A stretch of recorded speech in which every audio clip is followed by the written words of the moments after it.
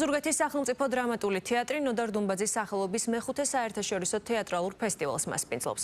ფესტივალი წელს დაარსებიდან მე-10 საიუბილეო წელს აღნიშნავს. 10 დღის განმავლობაში ოზურგეთის სახელმწიფო დრამატული თეატრის 3 სივრცეს უცხოეთის 6 თეატრი და ქართული 15 თეატრი ჯამში 21 სპექტაკლით დაიკავებს. ფესტივალზე წელს ქართველი და უცხოელი ჟიურის წევრები იმუშაობენ. იქნება მრავალფეროვანი ნომინაციებიც.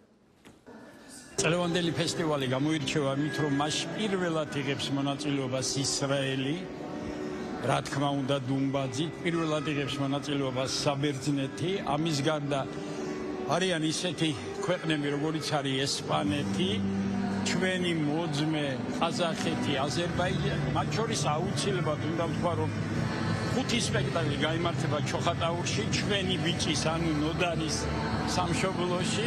დღეს შემთხვევით არის გამორჩეული დღე.